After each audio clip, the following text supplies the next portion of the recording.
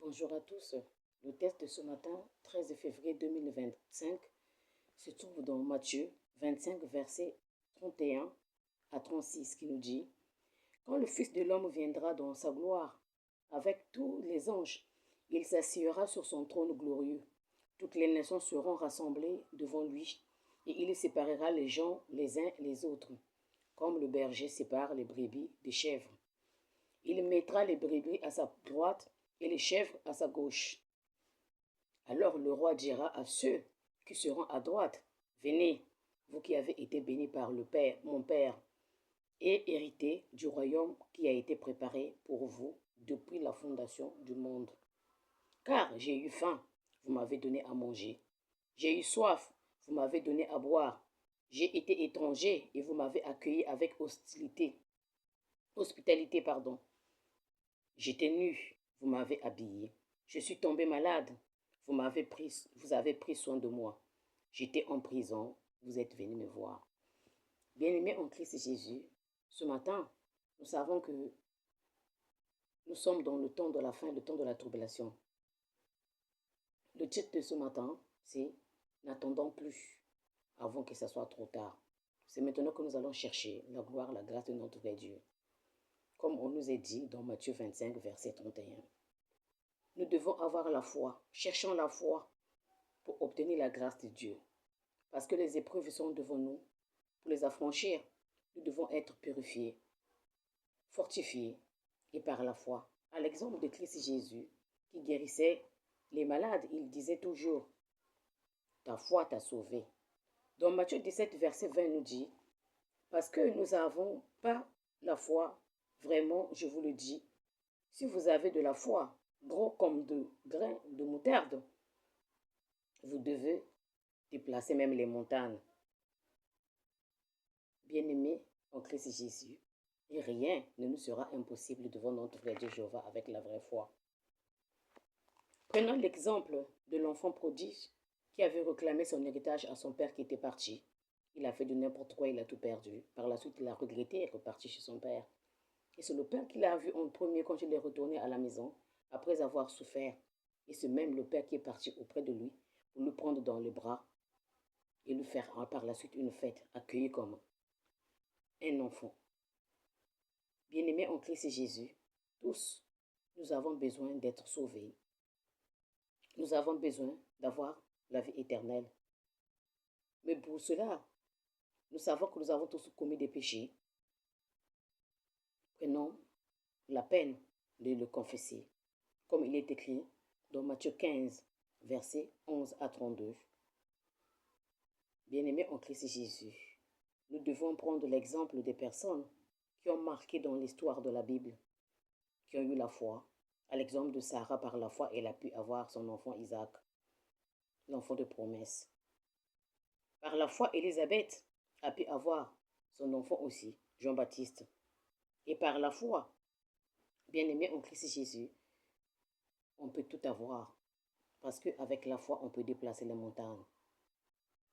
Rebecca a pu avoir les jumeaux, Jacob et Saül, à cause de la foi. Bien-aimés en Christ Jésus, nous sommes dans la période de la fin, comme nous venons de le dire. Mais nous sommes donc dans l'obligation d'avoir le courage. Nous devons donc résister aux œuvres du diable pour pouvoir obtenir la vie éternelle. Sinon, ça ne va pas marcher. Parce que notre papa veut que nous tous nous soyons sauvés. Pour être sauvés, il faut que nous nous appartenons à notre vrai Dieu Jéhovah. Christ nous a enseigné beaucoup de choses. Nous devons marcher dans sa vraie vie. Nous devons marcher selon ce que Christ nous a appris. Il a tout donné, il nous a tout dit, jusqu'à aller donner sa vie sur le poteau pour que nous puissions comprendre. Mais malheureusement, de fois, nous faisons le sourd d'oreille.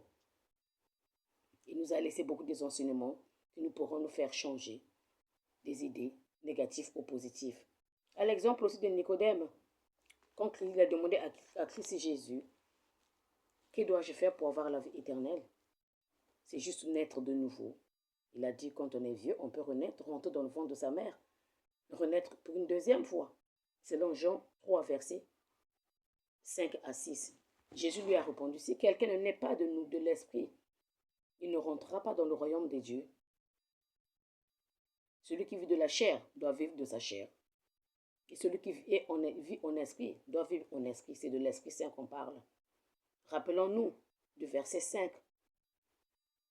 Nous, Nicodème, il a demandé cette question à Jésus. Nous aussi, nous devons nous demander cette question. Papa, que dois-je faire pour avoir la vie éternelle? Il nous dira, oui, je te le dis, c'est la vérité. Christ Jésus était un homme de la foi et de la vérité, raison pour laquelle il avait pu accomplir toutes les missions que son papa, Jéhovah, lui avait confiées. Comme il nous est dit dans Matthieu 6, verset 33, de continuer d'abord de chercher le royaume de Dieu, de notre vrai Dieu Jéhovah, et sa justice et toutes les autres choses nous seront données par la suite. Nous devons premièrement chercher la face de notre vrai Dieu Jéhovah pour ne pas plus tomber dans les ruses du diable qui est notre ennemi à tous. Bien-aimés en Christ Jésus, nous avons aussi l'exemple de Paul et Silas. N'attendons plus à suivre ces exemples-là. Paul et Silas étaient en prison. Ils n'avaient rien fait, juste parce qu'ils avaient prêché la parole de Dieu. Ils étaient en prison. Dieu a fait des miracles. Il les a sortis dans la prison. La Bible dit que les murailles étaient cassées, les chaînes étaient coupées. C'est Dieu qui les a sortis. Nous aussi, avec la foi, Dieu pourra nous donner tout ce qu'il nous voudra, tout ce que nous lui demandons. Rassurons-nous aussi en disant que la paix de notre vrai Dieu Jéhovah, qui dépasse tout ce que l'on peut comprendre, protégera nos corps, nos cœurs, nos corps, notre esprit, par le moyen de Christ Jésus.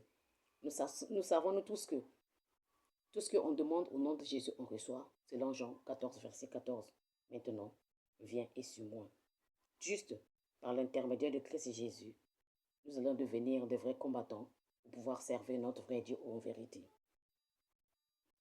Si on veut être parfait, va vendre tout le bien, donne aux pauvres aussi.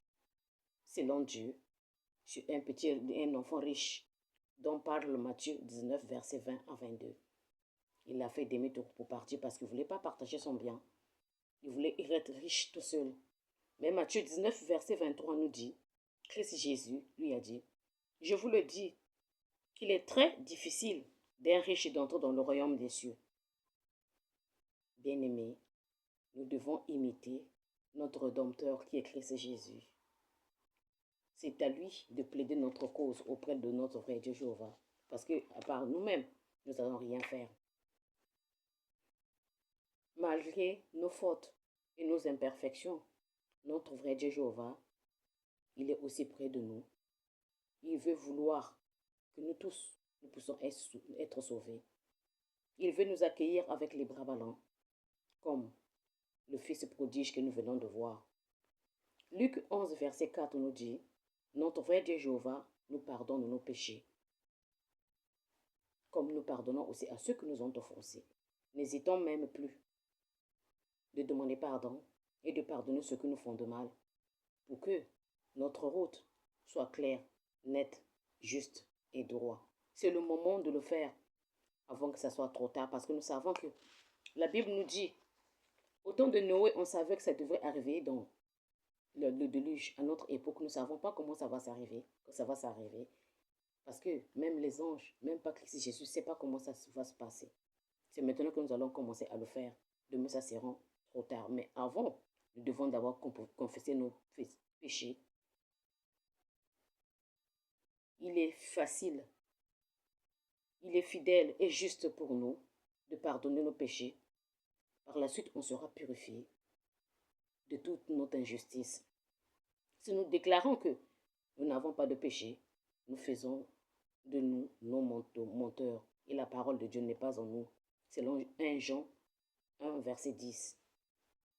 Bien-aimés en Christ Jésus, par Christ Jésus, nous serons fortifiés, nettoyés, soutenus. Il nous aidera à rester fermes et à prendre les bonnes résolutions, à le suivre pour prendre le vrai chemin de la vie qui amène à la vie éternelle. Si nous sentons donc que nos cœurs, nous avons le besoin d'un nouveau départ, si nous hésitons encore, s'il vous plaît, n'hésitons plus. L'heure est grave. C'est maintenant. que nous devons prendre les bonnes initiatives, les bonnes décisions pour demander pardon afin d'obtenir la vie éternelle. Parce que notre Père céleste veut nous accorder sa miséricorde qui est infiniment bon. Après avoir demandé pardon de nos fautes, corrigé nos erreurs, notre Dieu nous pardonnera et nous acceptera avec des bras ballants. Aimons-nous dans la vraie vie. S'il vous plaît, si tu es d'accord avec moi, viens et suis-moi, nous allons prier. Éternel notre Dieu, tu es roi, tu es puissant, tu es maître. Ce thème de ce matin, mon papa, tu nous as demandé de ne plus attendre. C'est maintenant que nous allons chercher la vraie vie, la vraie voie qui amène vers toi. Mais nous-mêmes, nous n'allons pas y arriver parce que l'ennemi est là en train de nous bloquer à chaque fois quand on veut avancer. Raison pour laquelle nous avons besoin de ton esprit, c'est pour nous accompagner à chaque fois que nous voulons faire un pas. Ne vois pas nos péchés parce que Christ Jésus a livré sa vie sur le poteau pour nos péchés, nos fautes et nos manquements. Ce matin, je te dis encore un grand merci. Parce que ton amour, ta puissance, ta grâce est sur nous. Pour cela, mon papa, bénis tout ton peuple sur toute la terre entière. Toutes les âges, papa, nous te les confions. Tous les pays qui ont des problèmes, des guerres, des tremblements de terre, des séismes, les malades, les prisonniers, quel que soit l'endroit où nous y sommes, sois notre guide, notre Seigneur et notre Sauveur. Tu es notre Rédempteur, mon papa, par Christ et Jésus. Tu nous as dit tout ce que nous demanderas, tu nous donneras. Ce matin, je te confie toute la terre entière, ma famille et tout le reste. S'il te plaît, tous nous comptons sur toi. Ne vois pas nos péchés, s'il te plaît. Guéris-nous, protège-nous, comme tu l'as toujours fait. Notre Dieu, toi qui es dans les cieux, que ton nom soit sanctifié encore sur toute la terre entière. Que ta volonté se fasse encore dans ma vie. Maintenant, je ne veux plus attendre. Je veux maintenant aller pour prononcer ta bonne nouvelle, pour parler de toi partout où tu m'enverras. Parce que c'est ton dessein, c'est ton programme.